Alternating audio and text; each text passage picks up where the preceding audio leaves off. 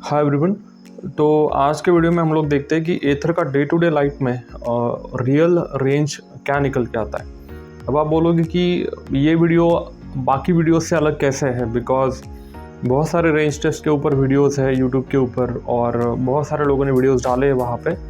तो मैं बोलूँगा कि ये वीडियो मैंने भी इनिशियली जब मैंने एथर को परचेस किया या फिर जब मैं सोच रहा था परचेस करने का, तो मैंने उन्हीं वीडियो को रेफ़र किया जहाँ पे क्या होता है जनरली कि एक पैटर्न है फिक्स कि वहाँ पे आपकी जो बाइक है उसको 100% तक चार्ज किया जाता है। लेट्स से 98% 100% तक चार्ज किया जाता है और जैसे ही वो चार्ज होती है वैसे ही उसे ड्राइव किया जाता है 2-3 घंटे के लिए, जब तक कि उसका चार्जिंग जो है वो ख़त्म नहीं होता है। ठीक है, अब इसके साथ दिक्कत क्या है कि इसमें कुछ चीज़ें हैं जो मिसिंग है। जैसे कि सिंपली आप कोई भी स्कूटर ख़रीदते हो तो जनरली आप उसको ऐसे नहीं करते हो कि आपने फुल चार्ज किया फिर आपने वो पूरा डिस्चार्ज होने तक उसको चलाया। तो डे टू डे लाइफ में आप स्कूटर को परचेस करते हो लेट्स से कॉलेज जाने के लिए, तो आप क्या करोगे, आप शाम को उसको चार्जिंग पे लगाओगे, सुबह उठोगे कॉलेज के टाइम पे आप जल्दी से लेके जाओगे स्कूटर। अब वहाँ पे आप स्कूटर को खड़ा रखोगे पार्किंग में और वो स्कूटर खड़ा रहेगा तो कम से कम 5-6-7 घंटे, और उसके बाद फिर आप उसको लेके निकलोगे घर के लिए। ठीक है, उसके बाद फिर आप ट्यूशन को जाना है आपको या फिर कहीं और जाना है तो आप जाते हो, राइट। ऐसे स्कूटर का यूसेज होता है। अब मेरा जो स्कूटर है ना वो प्राइमरली यूज़ किया जाता है मेरी वाइफ के तरफ से। तो वो कैसे उसको यूज़ करते हैं कि सुबह 9 बजे वो निकलते हैं ऑफिस के लिए। अब यहाँ से उनका ऑफिस तकरीबन 34-35 किलोमीटर है। ठीक है, तो फिर वहाँ जाने के लिए उनको तकरीबन 45 मिनट्स लग जाते हैं। अब बीच में जो रास्ता है ना उसमें 22 किलोमीटर्स का हाईवे है, फिर 10 किलोमीटर का थोड़ा सिटी के अंदर रोड है जहाँ पे बहुत सारे स्पीड ब्रेकर्स हैं, 2-3 किलोमीटर का ऐसा भी पैच है जहाँ पे बहुत सारे गड्ढे हैं और अभी बारिश है तो और भी हालत उसकी ख़राब है। तो ऐसा ये पूरा रूट होता है, बहुत फ्लाईओवर्स है और थोड़े ब्रिजेस भी है, वहाँ से भी उनको जाना पड़ता है। तो ये एक 45 मिनट जाने के बाद वहाँ पे वो तकरीबन 10 बजे पहुँच जाती है। फिर वहाँ पे पार्किंग में स्कूटर खड़ा रहता है, शाम को 5:30 से 5:30 या फिर 5:45 बजे तक वो खड़ा रहता है स्कूटर। ठीक है, तो अब क्या होता है, अब शाम को वो निकलती है आने के लिए, फिर से 45 मिनट का ड्राइव है सेम रूट पे, और घर आने के बाद हम लोग इमीडिएटली तकरीबन 6:30-6:45 को हम लोग उसको चार्जिंग पे लगा देते हैं स्कूटर को। ठीक है, फिर स्कूटर चार्ज होता है 10:30 या फिर 10 तक, क्योंकि हम लोग पूरा चार्ज नहीं करते बट 95-93% तक हम लोग चार्ज करते हैं स्कूटर को। और फिर रात में 10-10:30 बजे हम लोग चार्जर को निकाल देते हैं। तो फिर वहाँ से स्कूटर जो होता है ना वो एक बोलते हैं ना कि स्विच ऑफ करके हम लोग रखते हैं उसको सुबह तक। तो आपको दिखाई देगा यहाँ पे कि जो चार्जिंग हम लोग कर रहे हैं वो 1 इन अ डे है। ठीक है, और चार्जिंग करने के बाद स्कूटर तकरीबन 10-11 घंटे तक वैसा ही है पार्किंग में। ठीक है, सुबह जब ऑफिस लेके जा रहे हैं तब उसका यूसेज 1 घंटे का है। उसके बाद ऑफिस में पहुँचने के बाद वो स्कूटर वहाँ पे 7-8 घंटे खड़ा रह रहा है। उसके बाद वो फिर से 1 घंटा 45 मिनट्स यूज़ हो रहा है स्कूटर। ठीक है, तो इसमें क्या होता है, इसमें आपको बहुत बाकी भी चीज़ें पता चलती है। जैसे कि आपको पता है कि एथर हो या फिर ओला हो उसमें ई सिम आता है, जीपीएस सिस्टम है।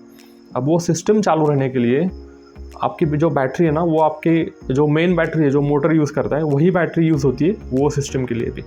एक बैटरी मैनेजमेंट सिस्टम भी होता है, वो भी थोड़ा सा चालू रहता है, तो उसमें भी आपका बैटरी यूसेज होता है। तो इन सारी चीज़ों के लिए भी रेंज या फिर चार्जिंग का ड्रॉप होता है। जनरली ये हमें पता नहीं होता है बिफोर परचेजिंग स्कूटर। तो मुझे ये कुछ एक्स्ट्रा मुझे ऐसा लगा कि जो मैंने भी इसके बारे में सोचा नहीं था ज़्यादा, तो ये मैं आपके साथ शेयर करूं।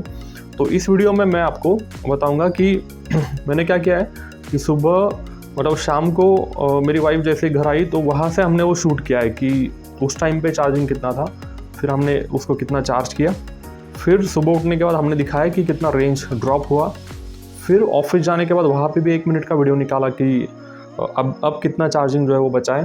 तो और शाम को ऑफिस से निकलते टाइम भी ये दिखाया कि पूरे दिन में जब स्कूटर खड़ा रहा पार्किंग में तब कितना रेंज या फिर चार्जिंग में ड्रॉप आया, और शाम को भी जब वो लौट के आई तब ये दिखाया कि कितना रेंज अभी बाकी है। ठीक है, तो इसमें जो है हमारा जो मेन पर्पस था वो ये बताना था कि स्कूटर बिहेव कैसा करता है। ठीक है, क्योंकि हम लोग ना generally 1 in a day he charge करते हैं most of the people, right. तो ये चीज़ें आपको कंसिडर करनी चाहिए। अब दूसरा फैक्टर ये है, मैं इसमें एक डिस्क्लेमर डाल देता हूँ कि इसमें जो रेंज है ना वो आप थोड़ा सा 5-10 किलोमीटर ज़्यादा पकड़ के चलो, बिकॉज अभी ना रास्तों की हालत बहुत ख़राब है, यहाँ पे बारिश भी होती है तो बहुत सारा विंड फ्लो भी आता है। तो मैं बोलूँगा कि क्योंकि हमने जब इनिशियली स्कूटर लिया था तो मई का महीना था, तो उस टाइम पे हमें तकरीबन मतलब 93% होता था जब मेरी वाइफ घर से जाती थी तब। अब वो जब शाम को लौट के आती थी तब 18 या 20% बाकी रहता था, मतलब 27% बैटरी जो है वो हम लोग वो उतनी यूज़ नहीं होती थी एक्चुअली।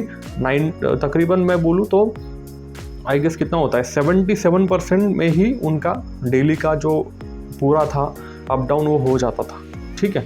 तो टोटल डिस्टेंस तकरीबन 68% है। तो मैं बोलूँगा कि एथर में आपने अच्छा अगर चलाया स्कूटर तो आपको जनरली 1% फॉर 1 किलोमीटर का रेंज मिल जाता है। मैं 450X के बारे में बात कर रहा हूँ, ठीक है, और उतना रेंज हमने भी देखा है उसमें आते हुए। तो बहुत सारे फैक्टर्स हैं।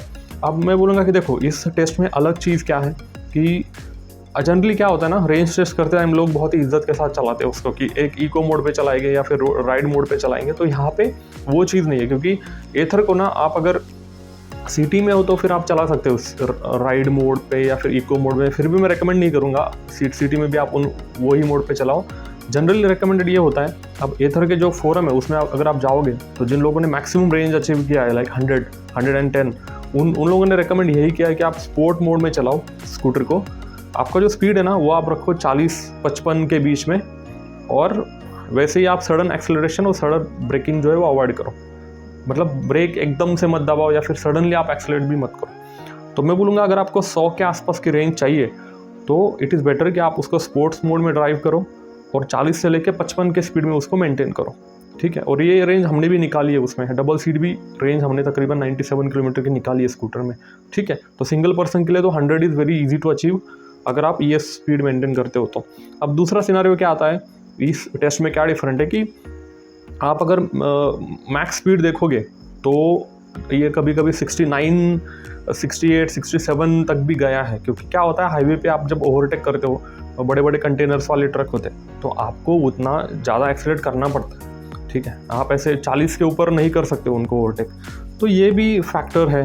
तो और जो एवरेज स्पीड रहा है वो तकरीबन 45 के आगे ही है, ठीक है। और टॉप स्पीड मैंने जैसे बोला कि 68, 67 वगैरह ऐसे भी हमने देखा है।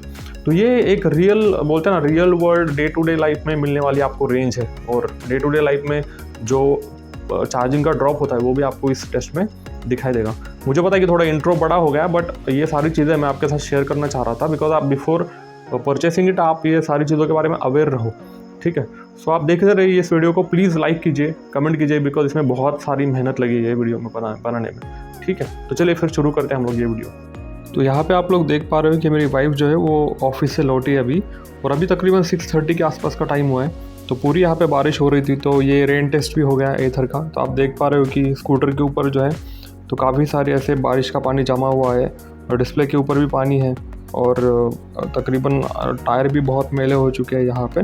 तो हम लोग देखते हैं अभी कि इसमें अभी कितना जो चार्जिंग है वो बचा हुआ है, ताकि फिर हम लोग आपको एक चार्जिंग का भी टाइम दिखा पाए कि कितना टाइम लगता है स्कूटर को चार्ज होने के लिए, ठीक है।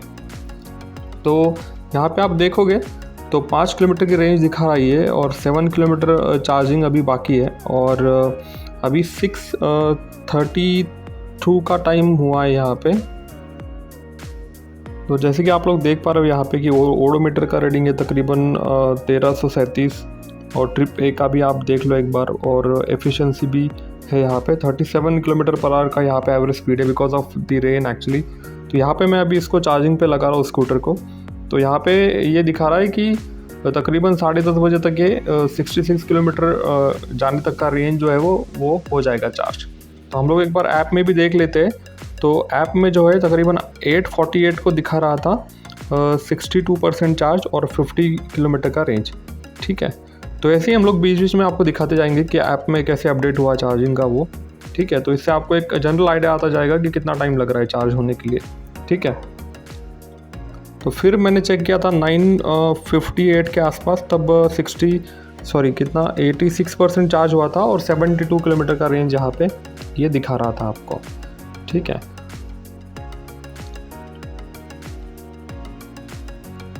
इसके बाद फिर से मैंने चेक किया था तकरीबन 10:15 बजे, तब आप देख पा रहे हो कि 95% का चार्ज हुआ था और 80 किलोमीटर का जो है वो रेंज अभी इसमें दिखा रहा था। तो हम जनरली 95-93% पे ही चार्ज करते हैं, पूरा चार्ज नहीं करते हैं। और फिर मैंने जाके जो है स्कूटर पे चेक किया, तो आप देख पा रहे हो यहाँ पे, तो यहाँ पे 80 किलोमीटर का रेंज दिखा रहा है इको मोड में।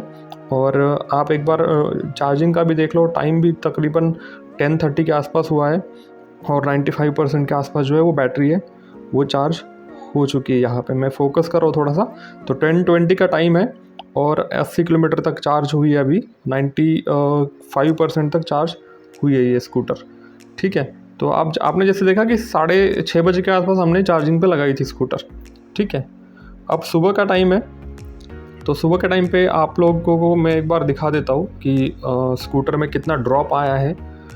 तो आप देखो सुबह के 9:11, मतलब ऑलमोस्ट जो है 11 घंटे हुए हैं चार्ज करने के बाद, तो 3% का ड्रॉप हुआ है।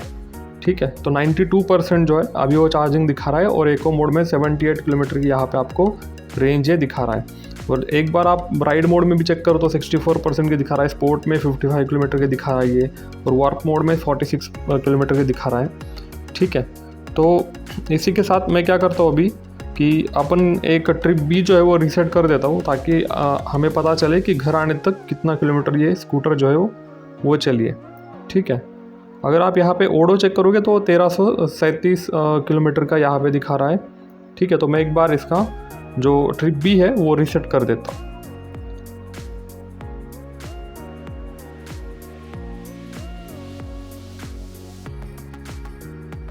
तो यहाँ पे मैं ट्रिप भी जो है वो रीसेट कर रहा हूँ, थोड़ा टाइम लगेगा इसमें। ये बारिश की वजह से एक्चुअली थोड़ा टच का रिस्पॉन्स मुझे लगता है प्रॉब्लमेटिक हो गया।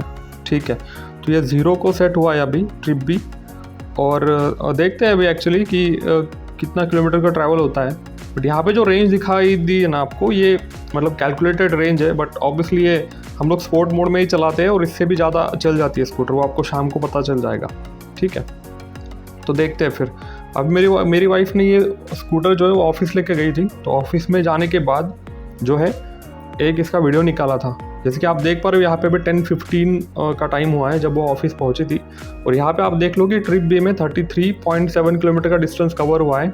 एफिशिएंसी इतनी अच्छी नहीं है, एवरेज स्पीड 44 किलोमीटर का है, और यहाँ पे आप देख पा रहे हो तो 53% जो है वो इतनी चार्जिंग बची है। मतलब तकरीबन आप देखोगे तो मुझे लगता है 92% थी जब घर से निकली थी, तो 53 मतलब लेस दैन 40% में ही उन्होंने जो है वो तकरीबन 33.7 किलोमीटर का डिस्टेंस जो है वो कैप्चर किया है। अब यहाँ पे जो रेंज दिखा रहा है वो आपने देख लिया। ठीक है, अब ये जो है ये 5:44 PM का, मतलब 5:45 बजे का उन्होंने लिया था वीडियो जब वो निकल रही थी ऑफिस से। तब आप देखोगे तो यहाँ पे 51% बैटरी दिखा रहा है, मतलब यहाँ पे 2% का और ड्रॉप हुआ है पूरे दिन में जब तक ऑफिस के पार्किंग में बाइक खड़ी थी तब। ठीक है, अब यहाँ पे भी आपने देख लिया कि स्पोर्ट मोड में 31% यहाँ पे 31 किलोमीटर का रेंज ये दिखा रहा है। ठीक है, तो ये मैंने लिया था जब वो शाम को घर आई थी तब का है ये 6:38 का, और यहाँ पे आप देखोगे तो तकरीबन 6 किलोमीटर की रेंज दिखा रहा है, और मुझे लगता है कि इसका बैटरी जो परसेंटेज रहेगा वो 8% है। तो इसमें आप देख पा रहे हो कि टोटल जो डिस्टेंस कवर हुआ वो तकरीबन 66.8 किलोमीटर का हुआ, और अभी भी जो है बैटरी 8% जो है वो बची हुई है। ठीक है, तो इससे आप देखोगे जनरली तो ये जो था ये सुबह का राइड था, इसमें 68 किलोमीटर का टॉप स्पीड था, 83 किलोमीटर की प्रोजेक्ट रेंज ये दिखा रहा था।